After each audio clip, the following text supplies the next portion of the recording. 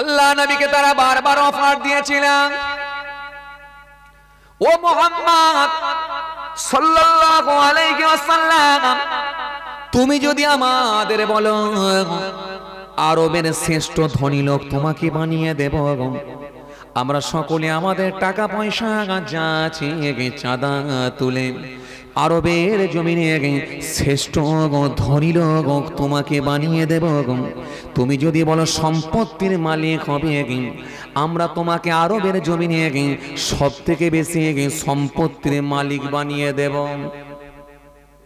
ও মুহাম্মদ সাল্লাল্লাহু আলাইহি ওয়াসাল্লাম, তুমি যদি বলো সুন্দরী মহিলা বিবাহ করবে, এই আরবের জমিনে সব থেকে সুন্দরী মহিলাকে নিয়েছে তোমার সঙ্গে আমরা বিবাহ দিয়ে দেব। মুহাম্মদ সাল্লাল্লাহু আলাইহি ওয়াসাল্লাম, তুমি যাতে রাজি বলো বলো, সবই আমরা দিতে রাজি আছি, কিন্তু নবী বললে এটা আমরা মেনে নিতে রাজি নয়। আল্লাহ নবী সেই সময় বলেছিলেন, সম্পত্তি আমার লাগবে না, বাড়ি আমার লাগবে না, সুন্দরী মহিলা আমার লাগবে না, তোমরা যাতে করে জাহান্নামে না চলে যাও, আমি তোমাদের বিপদ থেকে বাঁচাতে চাইছি, তোমরা আমার আল্লাহকে আল্লাহ বলে মানো, আমাকে নবী বলে মেনে জান্নাতে চলে যাও। আমি তোমাদের বাঁচাতে চাইছি, তোমাদের ভালোর জন্যই করছি, তোমাদের খারাপ আমি চাই না। সেই আবু লাহাব কিন্তু নবীকে মেনে নিতে পারে না, উতবা মেনে নিতে পারে না, সাইবা মেনে নিতে পারে না, আবু জাহেলও মেনে নিতে পারে না। রাসূলুল্লাহকে বারবার কষ্ট দিয়েছিল। একটা সময় আবু জাহেল আমার নবীকে বলেছিল, মুহাম্মদ সাল্লাল্লাহু আলাইহি ওয়াসাল্লাম, মুহাম্মদ সাল্লাল্লাহু আলাইহি ওয়াসাল্লাম, তুমি তো বড় জাদুকর, তুমি কেমন করে নবী হলে? তুমি তো আমারই বংশের ছেলে, আর যদি তুমি নবী হও তাহলে তোমাকে আমি একটু পরীক্ষা করতে চাই, কারণ জাদুকরের কারিগরি যা চলে পৃথিবীতে, জাদুকরের ক্ষমতা আসমানে চলে না। যদি তুমি নবী হও তাহলে আকাশের চাঁদ দ্বিখণ্ডিত করে দেখিয়ে দাও। আমার রাসূলুল্লাহ সহ্য করতে না পেরে সেই সময়তে আবু জাহেলকে বললেন, ও আমার চাচা গিয়া গিয়া শোন। চাচা গিয়ে গেলেন। আল্লাহ নবী ওই সময় যে পাহাড়টার উপরে উঠেছিলেন ওটা হলো পৃথিবীর সর্বপ্রথম পাহাড়, যে পাহাড়টার আগে কোনো পাহাড় ছিল না। ওই পাহাড়টার নাম হলো জাবালে আবু কুবাইস। আরো জোরে বলেন, আরো জোরে বলেন। আল্লাহ নবী জাবালে আবু কুবাইস পাহাড়ের উপরে উঠে বললেন, উঠে আকাশের চাঁদের দিকে আগুনের ইশারা দিয়ে দিলেন। আগুনের ইশারা দিয়ে বলেছিলেন, হে আকাশের চাঁদ, আল্লাহর হুকুমে দ্বিখণ্ডিত হয়ে যাও। ও আকাশের চাঁদ, আল্লাহর হুকুমে দ্বিখণ্ডিত হও। রাসূলুল্লাহর কথা শোনার সাথে সাথে আমার আল্লাহর কুদরতি ক্ষমতায় চাচা আবু জাহেলের সামনে আকাশের চাঁদ দ্বিখণ্ডিত হয়ে গিয়েছিল। সেই চাঁদকে আপনারা দেখতে না পেলে, কিন্তু নবী যে জায়গায় দাঁড়িয়ে দাঁড়িয়ে আকাশের চাঁদ দুখণ্ড করে দিয়েছিলেন, দ্বিখণ্ডিত করেছেন, আকাশের চাঁদকে টুকরো করে দিয়েছিলেন, সেই জায়গাটা আজও আছে। সেই পাহাড়টার নাম হলো জাবালে আবু কুবাইস। কথা কিছু বলছি বুঝতে পারছেন? যখন ইতিহাস জানবেন তখন আপনার ভালো লাগবেই লাগবে। এই জন্য কোনো বিষয় আপনাকে দেখতে হলে তার ব্যাকগ্রাউন্ড জানতে হবে, তার ইতিহাস জানতে হবে। এটা কি হয়েছিল, কি ঘটেছিল, কেন ঘটেছিল। যখন আপনি ইতিহাস জানবেন, সেই সম্পর্কে তথ্য নেবেন, তখন দেখবেন আপনার ভেতরে আলাদা অনুভূতি, আলাদা মজা একটা তৈরি হয়ে যায়। জোরে বলতে পারেন না? তাই আপনাদেরকে আমি যে কথা বোঝাতে চাইছিলাম, সেই ওয়াজ আপনাদের শোনা আছে, কিন্তু কোন জায়গায় নবী দাঁড়িয়ে আকাশে চাঁদ দ্বিখণ্ডিত করেছিল সেটা হয়তো অনেকেরই আপনাদের জানা নাই। এই জন্য এই পাহাড়টা আপনারা দেখতে পাবেন মক্কা শরীফে গেলে, খুব সহজেই দেখতে পাবেন। আবার পরিচয় করাচ্ছি, সেই যে বড় বিল্ডিং বানানো আছে যে পাহাড়ের ওপরে, ওই পাহাড়টার নাম হলো জাবালে আবু কুবাইস। এই পাহাড়ের ওপরে আমার রাসূল উঠে আকাশে চাঁদ দ্বিখণ্ডিত দ্বিখণ্ডিত করেছিলেন। ওই পাহাড়টার আর একটা নামও আছে, যেটার নাম হলো, ওই পাহাড়টার নাম হলো জাবালে আমিন। কথা বুঝে আসছে কি বলছি? এই জন্য পাহাড়টা দেখে আসছেন অনেকেই, কিন্তু ইতিহাস জানেননি বলে বুঝে উঠতে পারেননি যে কোন পাহাড়ে দাঁড়িয়েছিল আমার নবী, জানেননি। ইতিহাস জানা নেই বলে হয়তো অনেকের ধরতে পারেননি, কিন্তু ওই পাহাড় হাজী সাহেবেরা চোখে দেখেছে, চোখে দেখেছে। এত নিয়া নওসান নেওয়াকেরা হে আমার মুরব্বিয়ানেরা, বাবা রাসূলকে দেখে আপনাদের জানা আছে আমার রাসূলুল্লাহ যখন প্রথম দ্বীনের দাওয়াত দিয়েছিলেন, আমার আল্লাহর নির্দেশ ছিল, ও আমার হাবিব আপনি গোপনে গোপনে দ্বীনের প্রচার প্রসার করুন। আল্লাহ নবী যখন গোপনে গোপনে দ্বীনের প্রচার প্রসার করেছিলেন, কিন্তু একটা সময়ে আমার রাসূলুল্লাহকে আল্লাহ নির্দেশ দিয়ে দিলেন, ও আমার হাবিব আর গোপনে গোপনে দরকার নাই, এবারে প্রকাশ্যে আপনি দ্বীন প্রচার করুন। আল্লাহ নবী যখন প্রকাশ্যে দ্বীন প্রচার করবেন, প্রকাশ্যে যখন দ্বীনের দাওয়াত দেবে, তখন আমার রাসূলুল্লাহ থাকতে না পেরে, আমার রাসূলুল্লাহ সহ্য করতে না পেরে মক্কার মানুষদের ডাক দিলেন, ও আমার মক্কার জওয়ানেরা, ও আমার মক্কার যুবকেরা, ও আমার মক্কার বৃদ্ধ মানুষেরা, প্রবীণ মানুষেরা, বয়োজ্যেষ্ঠ মানুষেরা, ও আমার চাচারা, ও আমার মক্কার মানুষেরা, তোমরা এই পাহাড়ের পাদদেশে হাজির হয়ে যাও, পাহাড়ের পাদদেশে এসে দাঁড়িয়ে যাও। মক্কার মানুষেরা নবী বলে না মানলেও, কিন্তু মক্কার মানুষরা জানতাম মুহাম্মদ সাল্লাল্লাহু আলাইহি ওয়াসাল্লাম যদি কোনো বার্তা দেয় 100% সেটা সত্য কথা বলবে। কেন মুহাম্মদ সাল্লাল্লাহু আলাইহি ওয়াসাল্লাম এমন একজন ব্যক্তি জীবনে কোনোদিন মিথ্যা বলে না, তিনি হলেন একজন সত্যবাদী। তাই মক্কার মানুষেরা নবী বলে না মানলে সত্যবাদী বলে আমার নবীকে মানত। মক্কার মানুষেরা সেই সময় আর দেরি না করে আর সময় নষ্ট না করে সেই পাহাড়ের নিচে গিয়ে তারা জমায়েত হলো, জমা হয়ে গেল, এক জায়গায় জমা হয়ে গেল। আল্লাহ নবী সেই পাহাড়টার উপরে উঠেছিলেন, নবী কিছু ঘোষণা করবেন, ঘোষণা দেবেন, নবী কিছু অ্যালার্ট করবেন, কারণ তৎকালীন সময় মাইকের ব্যবস্থা ছিল না, বক্সের কোনো ব্যবস্থা ছিল না, মাইক্রোফোনের কোনো ব্যবস্থা ছিল না।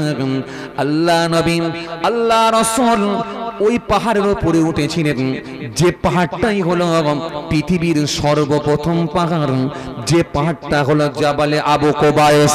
আল্লাহ নবী ওই পাহাড়ের উপরে উঠলেন, উঠে মক্কার মানুষদের লক্ষ্য করে বললেন, ও মক্কার মানুষেরা শুনে রেখে দাও, তোমরা আমাকে কেমন ভাবে জানো? আমি যদি বলি পাহাড়ের গায়ে একদল শত্রু আসছে তোমাদের মারার জন্য, তোমরা কি কথা বিশ্বাস করবে? মক্কার মানুষরা সেই সময় বলেছিল, অবশ্যই অবশ্যই আমরা বিশ্বাস করব। কেন আমরা জানি মুহাম্মদ সাল্লাল্লাহু আলাইহি ওয়াসাল্লাম জীবনে কোনোদিন মিথ্যা কথা বলে না। আল্লাহ নবী সেই সময় বললেন, তাহলে শোনাম, আমি রাসূল তোমাদের ঘোষণা দিয়ে যাই, ওয়াবুদুল্লাহ ওয়ালা তুশরিকু বিহি শাইয়্যা, তোমরা এক আল্লাহর অনুসরণ করো, আল্লাহর সঙ্গে কেউ শরীক করো না। যখন আমার আপনার নবী এই ঘোষণা দিয়ে দিয়েছেন, আল্লাহ নবী যখন এই বার্তা দিয়ে দিয়েছেন, যখন এই ঘোষণা দিয়ে দিয়েছেন, ওই মক্কার মানুষগুলোর ভেতরে তাদের ভেতরে একজন লিডার ছিল, নেতা ছিল, যার নাম হলো আবু লাহাব। আবু লাহাব সেই সময় চিৎকার মেরে উঠল, মুহাম্মদ সাল্লাল্লাহু আলাইহি ওয়াসাল্লাম তুমি ধ্বংস হও, তুমি ধ্বংস হও, তুমি ধ্বংস হও, দুনিয়া থেকে তোমার নাম নিশানা মিটে যাক। শুধু তাই নয়, আল্লাহ নবীকে মারার জন্য পাথর তুলেছিল, নবীকে মারবে পাথর তুলেছে। আমার রাসূলুল্লাহর সেই সময় মনটা একটু খারাপ হয়ে গিয়েছিল। আল্লাহ নবী চোখ ভরা পানি, বুক ভরা বেদনা নিয়ে দাঁড়িয়ে আছেন। তো নবীর মন খারাপ হলে নবী জবাব না দিলে প্রতিবাদ করবেন আমার আল্লাহ। জোরে হয় না, আরো জোরে হয় না। হ্যাঁ, বন্ধু তো সেই বন্ধু বিপদে যে পাশে থাকে সেই হলো আসল বন্ধু। হ্যাঁ, বন্ধু তো সেই বন্ধু বিপদে যে সাথে থাকে সেই হলো আসল বন্ধু। পান খাওয়ার বন্ধু, সিগারেট খাওয়ার বন্ধু, চা খাওয়ার বন্ধু, হাতিশালা যাওয়ার বন্ধু, পাকা পোল যাওয়ার বন্ধু, বিপদে পড়েছে নেই আর বন্ধু, আর পাশে নাই বন্ধু। বন্ধু যদি বলে বন্ধু বিপদে পড়েছি বন্ধু 2000 টাকা দাও, বন্ধু বলছে ভাই রে রাতে যদি তুই বলতিস তোকে দিতাম, সকালে চাইছিস কোথায় পাবো, রাতে তো আব্বাকে দিয়ে দিলাম। কথা মনে বুঝতে পারেন, ও দিক আর নাই দিক বলবে রাতে আব্বাকে দিয়ে দিয়েছি। কেন? টাকা দেবে না, কথা বলে না। আর যদি রাতে বলে তাহলে বলবে বিকেলে বললিনি কেন বন্ধু, আব্বা দিয়ে দিলাম তো। তার মানে টাকা যখন চেয়েছে তখন আসল বন্ধু ধরা পড়েছে। এই পান খাওয়ার বন্ধু, সিগারেট খাওয়ার বন্ধু, গুটকা খাওয়ার বন্ধু, চা খাওয়ার বন্ধু অনেক থাকবে, কিন্তু বিপদে নেই বন্ধু। কথা বলেন, কথা বলেন। এজন্য বন্ধুকে চেনা যায় বিপদে, কথা বলেন। বন্ধুকে চেনা যায় বিপদে, আর ছেলেকে চেনা যায় বাপ বৃদ্ধ অবস্থায় হলে, বয়স হলে ছেলে চেনা যায়, বিপদে পড়লে বন্ধু চেনা যায়, ছেলে অকর্ম হয়ে গেলে বাপ চেনা যায়, মেয়ে যৌবনে পৌঁছে গেলে মেয়ে চেনা যায়। যেন চেনা যাবে টাইম হলে সময় চেনা যায় সবাইকে। আর স্বামী যদি কাজ না থাকে বিবি চেনা যায়। কথা বলে না, আরে একটু হ্যাঁ না কিছু বলেন না। এগুলো ঠিক বলছি না ভুল বলছি? একটু বাস্তব কথাগুলো বলছি, ঠিক কি না? যে বউ যদি বলে শাড়ি নিয়ে এসো, কচির মা এবারে ঈদে পারবো না, সামনে বকরা ঈদ আসছে আমি দেবো, কথা ঠিক কি না? বলে তোমার মুরদে কিছুই হবে না, তোমার ভাইকে দিয়ে শেখো, কথা ঠিক কি না? কথা বলে না। তোমার ভাইকে দেখে শেখো, কথা ঠিক কি না? তার মানে বউ আপনাকে ছাড়বে না।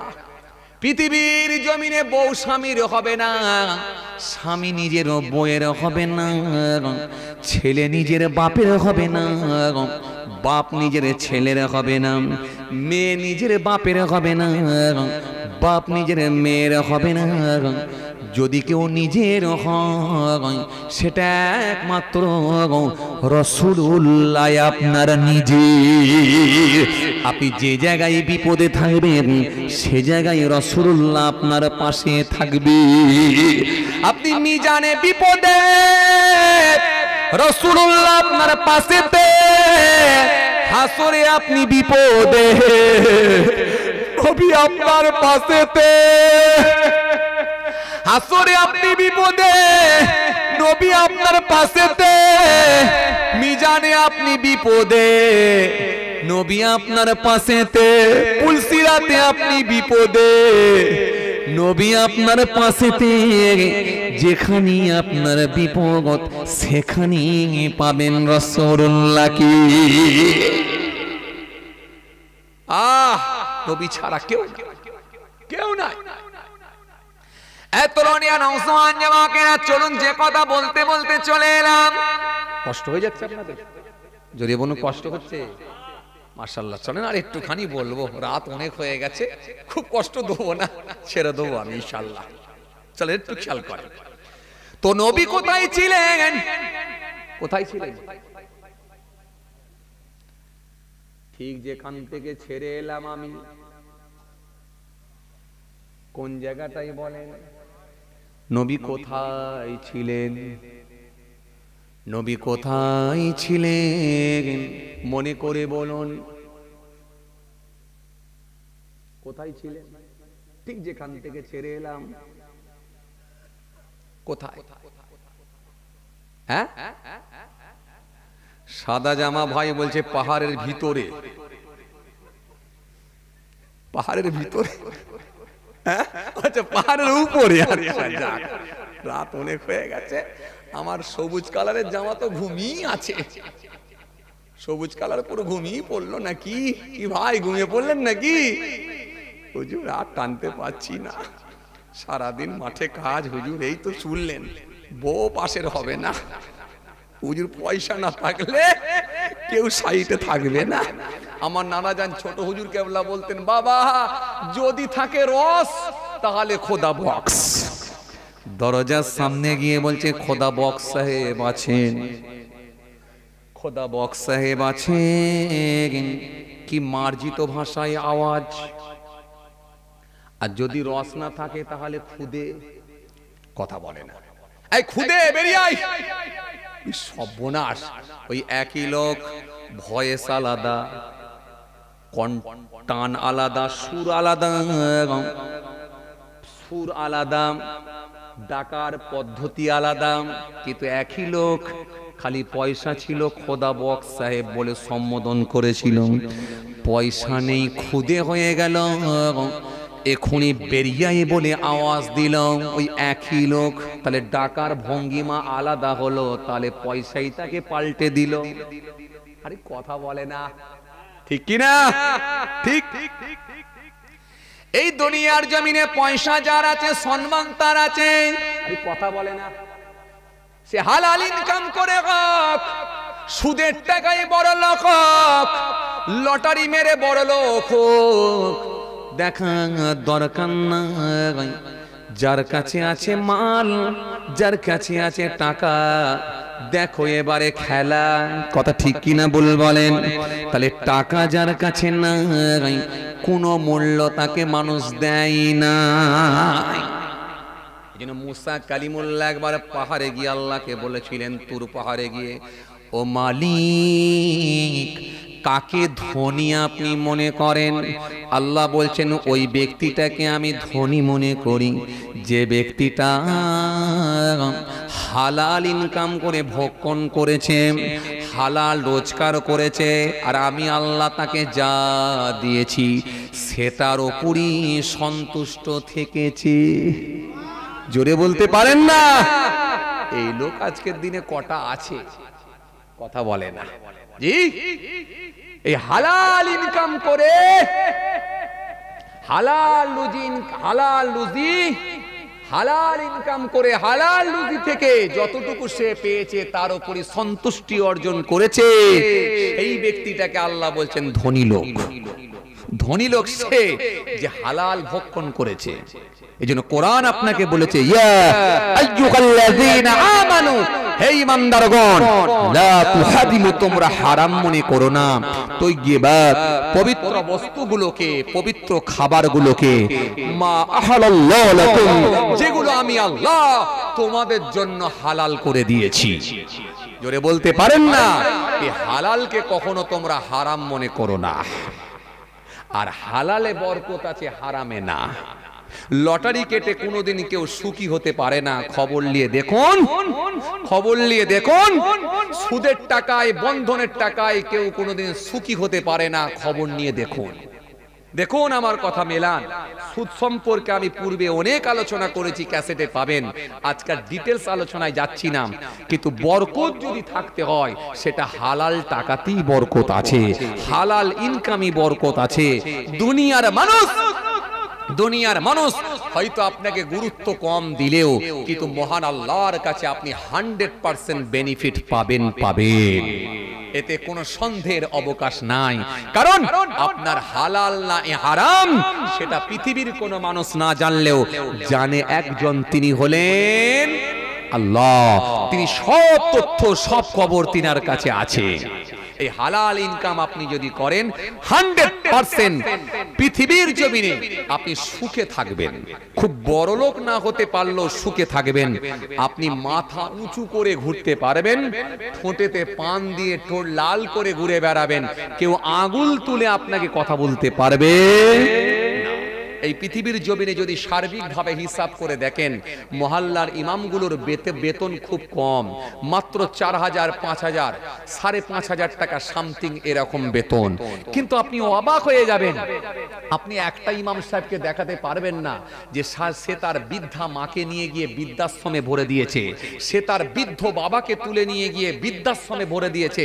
পৃথিবীর জমিনে একটা ইমামকে আপনি দেখাতে পারবেন না। কিন্তু আপনাকে আমি হাজারো হাজারো ইঞ্জিনিয়ার, হাজারো হাজারো ডক্টরকে আমি দেখিয়ে দেব, লাখ লাখ টাকা ইনকাম করার পরও কিন্তু সে তার বৃদ্ধাশ্রমে তার বাপকে মাকে তুলে নিয়ে গিয়ে ভরে দিয়েছে। কথা ঠিক কিনা ভুল বলেন? জি, হালাল টাকা ইনকাম করে, তার রুজিতে আল্লাহ বরকত দেয়, তার ভেতরে আল্লাহর ভয় ভীতি এমন ভাবে ঢুকে যায়, আধখানা রুটি যদি আমিও খাই, আমার মাও আধখানা পাবে, আমার বাপও আধখানা পাবে। আর আমি যে টিনের চালের বাড়ির নিচে থাকি, ওর ভেতরে আমি যদি থাকতে পারি, আমার পিতা মাতাও জায়গা পাবে। জোরে বলতে পারেন না? এই শিক্ষাটা ইসলাম দিয়েছে। কথা বুঝে আসছে কি বলছি? ভাইরা আমার, বন্ধুরা আমার, সাথী মহব্বতের ভাইরা, চলুন যে কথা বলতে বলতে বলতে বলতে আমি চলে এলাম সেই পাহাড়। আমি আজকে আপনাদের সামনে একটা পাহাড় নিয়ে খালি আলোচনা করছি, কোন লম্বা চওড়া আলোচনা নয়, একটা পাহাড়ের সঙ্গে আপনাদেরকে পরিচয় করিয়ে দিচ্ছি, সেটা হলো জাবালে আবু কুবাইস। এই পাহাড়ের পরিচয়টা আপনাদেরকে করাচ্ছি। সেই পাহাড় থেকে আবার ফিরে যাচ্ছি। রাসূলুল্লাহ সাল্লাল্লাহু আলাইহি ওয়াসাল্লাম ওই পাহাড়ের উপরে উঠেছিলেন, মনে আছে আপনাদের? যেখান থেকে ছেড়েলাম মনে আছে? উঠে বলেছিলেন, ওয়াবুদুল্লাহ ওয়া লা তুশরিকু বি শাইয়্যা, তোমরা এক আল্লাহর অনুসরণ করো, আল্লাহর সঙ্গে কেউ শরীক করো না। এই কথাটা যখনই আমার নবী জানিয়ে দিয়েছিলেন, তাদের মধ্যে ছিল আবু লাহাব। চিৎকার মেরে উঠল, ও মুহাম্মদ সাল্লাল্লাহু আলাইহি ওয়াসাল্লাম, তুমি ধ্বংস হয়ে যাও, দুনিয়া থেকে তোমার নাম নিশানা মিটে যাক। কিন্তু নবীর মনটা খারাপ, নবী কোনো কথা না বললে জবাব দেবেন বন্ধু, তিনি হলেন আমার রব্বুল আলামিন আল্লাহ। সে বলছিলাম না, বন্ধুকে বন্ধু চিনতে পারে বিপদে, বলতে বলতে চলে এসেছিলাম, মনে আছে? জবাব দেবেন কে? আল্লাহ। আমার আল্লাহ সহ্য করতে পারলেন না, আমার আল্লাহ সেই সময় জানিয়ে দিলেন, ও আমার হাবিব, ও আমার দোস্ত, ও আমার বন্ধু, মন খারাপ করবেন না, ব্যথিত হবেন না, কষ্ট নেবেন না। আপনাকে জবাব দিতে হবে না, জবাব কিন্তু আমি আল্লাহ দেব, আমি ছেড়ে দেব না। সঙ্গে সঙ্গে আমার আল্লাহ প্রতিবাদ জানিয়েছিলেন, সঙ্গে সঙ্গে আমার আল্লাহ ঘোষণা দিয়েছিলেন, তাব্বাত ইয়াদা আবি লাহাবি ওয়া তাব।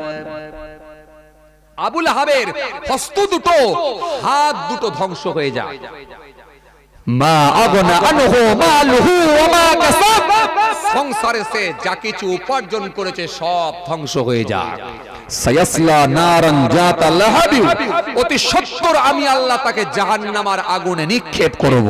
ও আমরাতুহু, তার সঙ্গী তার স্ত্রীকেও করে দেব। কোন স্ত্রী? হাম্মালাতাল হাতাব, সে কাঠের বোঝা বহনকারিনী স্ত্রী। ফি জিদিহা হাবলুম মিন মাসাদ, তার মরণটা তো কষ্টদায়ক করে দেব। খেজুর গাছে রশিটা গিয়ে গলায় বসে যাবে, পেছন দিকে কাছের বোঝাটা উল্টে যাবে। ওই অবস্থাতেই আমি আল্লাহ তার মৃত্যুটা লিখে রেখেছি। কথা শুনছেন বাপ?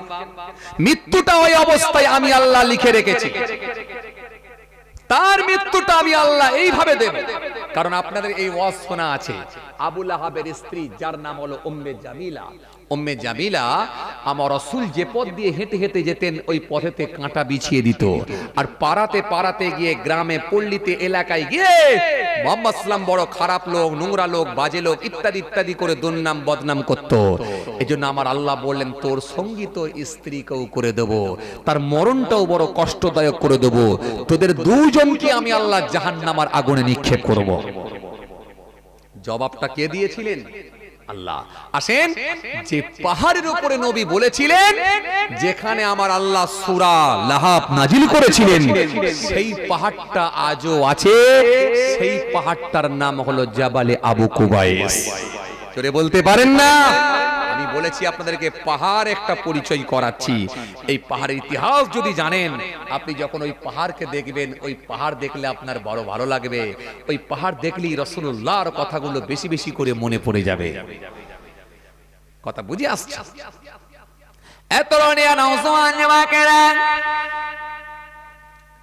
হে আমার মুরব্বিয়ানেরা, বাবা রাসূলের রেখে দিয়ে এই পাহাড় সম্পর্কে বলতে গিয়ে আর একটুখানি আমারও মনে পড়ে যায়, আল্লাহ পাক আমার আল্লাহ ভালোবেসে একজন নবীকে পাঠাছিলেন, যে নবীর নাম হলো হযরতে নবী ইব্রাহিম আলাইহিস সালাম, যিনাকে আমার আল্লাহ বারবার পরীক্ষার সম্মুখীন করেছিলেন। কিন্তু হযরত ইব্রাহিম খলিলুল্লাহ পরীক্ষায় উত্তীর্ণ হয়েছিলেন।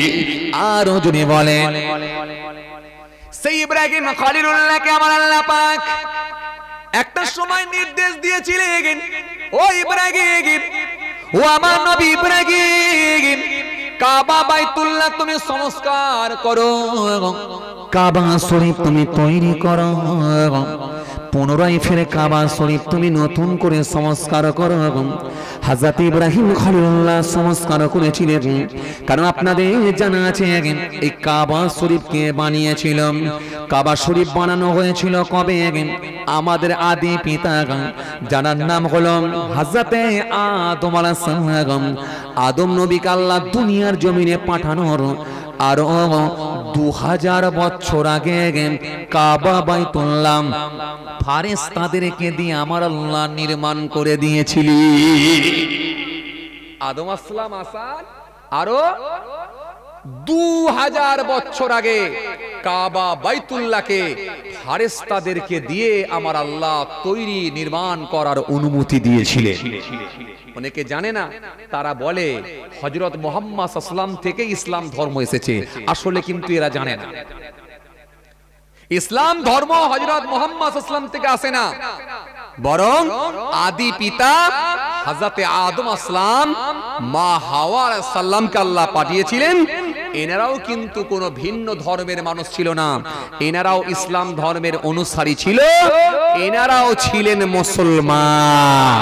তাহলে আদি পিতা হযরত আদম আসসালাম তিনি যদি মুসলমান হন, তাহলে তিনিও তো ইসলাম ধর্মের অনুসারী ছিলেন। তাহলে ইসলাম ধর্ম কবে থেকে এসেছে? পৃথিবীর শুরু থেকে। জোরে বলতে পারেন না? পৃথিবীর জমিনে সর্বপ্রথম মানুষ তখন থেকে ইসলাম। বড় আরো যদি পিছিয়ে যান, কাবা বাইতুল্লাহকে আমার আল্লাহ ফেরেশতাদেরকে দিয়ে নির্মাণ করার অনুমতি দিয়েছিলেন। যে জায়গাটা কাবা বাইতুল্লাহ বানানো আছে, আল্লাহ আসমান থেকে ফেরেশতা নামিয়ে কাবা বাইতুল্লাহ নির্মাণ করার অনুমতি দিয়েছিলেন। ফেরেশতারা কাবা শরীফ তৈরি করছেন, আর আমার আল্লাহ বলেন, শোনো ফেরেশতারা, এই জায়গায় সারা পৃথিবী থেকে আমার বান্দা বান্দিরা এসে তওয়াফ করবে, আর এরই উপরে যে ঘর যার নাম হলো বাইতুল মামুর, এই বাইতুল মামুরটাই ফেরেশতারা তওয়াফ করবে। জোরে বলতে পারেন না? যেখানে বান্দারা বান্দিরা তওয়াফ করে, ওরই উপরে বাইতুল মামুরে ফেরেশতারা তওয়াফ করে। হ্যাঁ, কিতাবের মধ্যে এমনও পাওয়া যায় যে ফেরেশতা একবার তওয়াফ করার সুযোগ পেয়েছে, সেই ফেরেশতা আর দ্বিতীয়বার সুযোগ পায় না। এরকম অগণিত আল্লাহ মালাইকা ফেরেশতা বানিয়েছেন। কথা ঠিক কি না? ভাইরা আমার, বন্ধুরা আমার, সাথী মহব্বতের ভাইরা, যে কথা আপনাদের বুঝাতে চাইছিলাম, এই কাবা বাইতুল্লাহ আমার আল্লাহ পাক নবী আম্বিয়া সালামদেরকে দিয়ে প্রয়োজনে সংস্কার করিয়েছিলেন, কিন্তু তৈরি করেছিলেন কাদেরকে দিয়ে? ফেরেশতাদেরকে দিয়ে। সেরকম হযরতে ইব্রাহিম খলিলুল্লাহকে আল্লাহ বলেছিলেন, ইব্রাহিম যাও, আমি আল্লাহ তোমাকে নির্দেশ দিলাম আমার কাবা বাইতুল্লাহ একটু সংস্কার করো। হযরত ইব্রাহিম খলিলুল্লাহ সেই সময় বলে, আল্লাহ তোমার কাবা বাইতুল্লাহ আমি সংস্কার করব, তোমার কাবা তৈরি করব। এত বড় কাবা বাইতুল্লাহ কেমন করে আমি উপরে উঠব? আমার আল্লাহ বললেন ইব্রাহিম চিন্তা করো না, সেই ব্যবস্থাটা আমি আল্লাহ আমি করে দেব। হযরত ইব্রাহিম খলিলুল্লাহ তিনি পুত্র হযরত ইসমাঈল আলাইহিস সালামকে সাথে করে নিয়ে, হযরত ইসমাঈলের বয়স তখন খুব বেশি হলে 13 থেকে 14 বছর বয়স। এই ছোট বয়স, অল্প বয়স, বাচ্চা বয়স, হযরত ইব্রাহিম খলিলুল্লাহ পুত্র হযরত ইসমাঈলকে সাথে করে নিয়ে জুগারে হিসাবে ইসমাঈলকে দিয়ে সাথে করে নিয়ে কাবা বাইতুল্লাহর সামনে এলেন। আমার আল্লাহ সেই সময় বললেন, ও ইব্রাহিম ওপরে উঠবে, ডান দিকে যাবে, চিন্তা করো না, তোমার কাছে একটা পাথর পড়ে আছে, ওই পাথরটার উপরে তুমি একবার উঠে পড়ো। ওই ইব্রাহিম ওই পাথরের উপরে যখন পা দেবে, ওই পাথরকে আমি আল্লাহ লিফট বানিয়ে দেব। যেভাবে তুমি বলবে পাথর তোমার কথা শুনবে। জোরে হয় না? হযরত ইব্রাহিম খলিলুল্লাহ থাকতে না পেরে যখন ওই পাথরের উপরে পা দিয়েছিলেন, পা দেওয়ার সাথে সাথে হযরত ইব্রাহিম খলিলুল্লাহ ব্যালেন্সটা ঠিক রাখার জন্য পাথরের নিচেতে 4 করা কম বেশি ইব্রাহিম নবীর পাটা পুঁতে যায়। হযরত ইব্রাহিম নবী যে পাথরে পা দিয়েছিলেন তার দৈর্ঘ্য, প্রস্থ, উচ্চতা সব মিলিয়ে কম বেশি প্রায় 1 হাত। সেই পাথরে হযরত ইব্রাহিম নবী পা দিয়েছিলেন। ইব্রাহিম নবীকে আল্লাহ নির্দেশ করে, ইব্রাহিম পাথরকে যদি ওপরে যেতে বলো, পাথর হাই হবে, ওপরে যাবে। পাথরকে যদি নিচে যেতে বলো, পাথর লো হবে। পাথরকে যদি ডান দিকে যেতে বলো, হে পাথর রাইট সাইডে চল, ডান দিকে যাবে। পাথরকে যদি বলো লেফট সাইডে যাও, পাথর বাঁ দিকে যাবে। এই পাথর ডান দিকে যাবে, এই পাথর বাঁ দিকে যাবে, এই পাথর উপরে যাবে, এই পাথর নিচে আসবে, এই পাথর সামনের দিকে যাবে, এই পাথর পেছন দিকে আসবে। ও ইব্রাহিম তুমি তোমার প্রয়োজন মতো পাথরকে ব্যবহার করতে পারবি। হযরত ইব্রাহিম নবী যে পাথরের উপরে পা দিয়েছিলেন সে পাথরটা আজও আছে। ইব্রাহিম নবী যে পাথরের উপরে পা দিয়েছিলেন, পাথরের উপরে ইব্রাহিম নবীর পায়ের ছাপটা বসে গিয়েছিল। কাদাতে যেমন আপনারা পা দিলে কাদার উপর দিয়ে চললে যেমন পায়ের ছাপ বসে যায়, ইব্রাহিম নবীর পায়ের ছবিটাও পাথরের উপরে ভেসে উঠল, পাথরের উপরে ভেসে গেল। ইব্রাহিম নবীর পায়ের ছবিটা পাথরের উপরে, পাথরের ওপরে চিত্র হয়ে গেল, ছবি হয়ে গেল। পাথরের উপরে ইব্রাহিম নবীর পায়ের ছাপটা বসে গেল। সেই পাথরটা আজও আছে। হাজী সাহেবেরা গিয়ে দেখে এসেছে কাবা বাইতুল্লাহর পাশে হারাম শরীফের মধ্যে একটা হলুদ কাঁচ দিয়ে ঘেরা, সুন্দর করে সোনালী ফ্রেম দিয়ে, স্বর্ণের ফ্রেম দিয়ে সুন্দর করে একটা কাঁচ দিয়ে ঘেরা আছে। ওই কাঁচের ভেতরে পাথরটা রেখে দেওয়া হয়েছে। ওটাকে বলা হয় মাকামে ইব্রাহিম। তোরে বলতে পারেন না?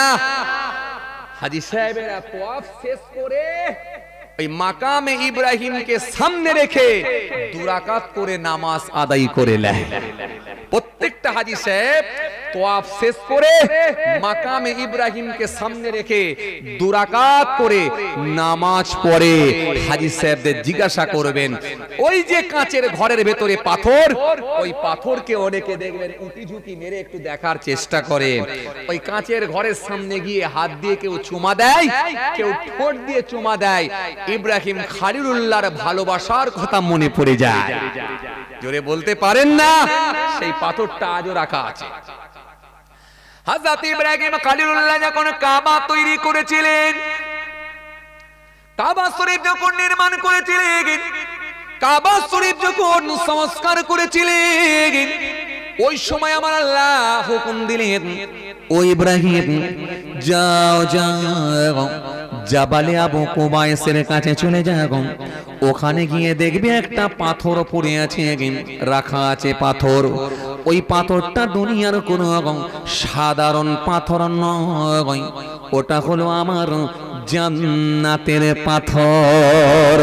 ও ইব্রাহিম সারা পৃথিবী আমার বান্দাদের আদি পিতা, এমনকি তোমারও আদি পিতা যার নাম হলো হযরতে আদম আলাইহিস সালাম। আদম নবী জান্নাত থেকে যে পাথরটা নিয়ে এসেছিলেন, এই পাথরটা নিয়ে এসে ওই জাবালে আবু কুবাইসের ওখানে রেখে এসেছিলেন। ওই পাথরটা দুনিয়ার কোনো সাধারণ পাথর নয়, ওটা হলো জান্নাতের পাথর, ওটাই হলো হাজরে আসওয়াদ। জোরে বলতে পারেন না? ওই ইব্রাহিম তোমার কাজ হলো ওই পাথরটাকে তুলে নাও, ওই পাথরটাকে ওখান থেকে কুড়িয়ে নাও, ওই পাথরটাকে ওখান থেকে তুলে নিয়ে যে কাবা তুমি সংস্কার করেছো ওই কাবারই কোণেতে নিয়ে গিয়ে সাঁটিয়ে দাও। কারণ গোটা পৃথিবী থেকে আমার বান্দা বান্দিরা আসবে, ওই পাথরই একবার চুমা দেবে। ওই পাথরটা হলো জান্নাতি পাথর হাজরে আসওয়াদ। একবার চুমা দেওয়ার সাথে সাথে আমি আল্লাহ তাদের গুনাহগুলোকে মাফ করে দিয়ে গুনাহগুলোকে ওই পাথর টেনে নেবে, মাফ করে দিয়ে তাদেরকে আমি আল্লাহ মাসুম বানিয়ে নেব। জোরে হয় না? আরো জোরে হয় না? এজন্য গোটা পৃথিবীর হাজী সাহেবেরা সেই জান্নাতি পাথর হাজরে আসওয়াদে গিয়ে হাজী সাহেবেরা গিয়ে চুমা দেয়। ওই পাথরটা আজও আছে। অনেকে হয়তো ভিড়ের চাপে চুমা দিতে না পারলে কিন্তু ওই জায়গায় দাঁড়িয়ে দূর থেকে আদবের সঙ্গে হাত দেখিয়ে একবার চুমা দিয়ে দেয়। তিনবার চুমা দিয়ে আবার ওই জায়গা থেকে দ্বিতীয় চক্র মারা শুরু করে, আবার ওই জায়গায় দাঁড়িয়ে ফের দূর থেকে হাত দেখিয়ে চুমা দেয়, দোয়া পড়ে আবার তৃতীয় চক্র মারা শুরু করে। তৃতীয় চক্র মেরে দিয়ে আবার ওই জায়গায় হাত দিয়ে আবার চুমা দেয়। সে পাথর আজও লাগানো আছে, যে পাথরটার নাম হলো জান্নাতের পাথর হাজরে আসওয়াদ। হাজী সাহেবেরা কাবা বাইতুল্লাহ গিয়ে 7 বার করে তওয়াফ করে। এজন্য সেই পাথরটা যে জায়গায় ছিল ওটার অন্য কোনো জায়গা নয়, এটাই হলো পৃথিবীর সর্বপ্রথম পাহাড়, যে পাহাড়টার নাম হলো জাবালে আবু কুবাইস।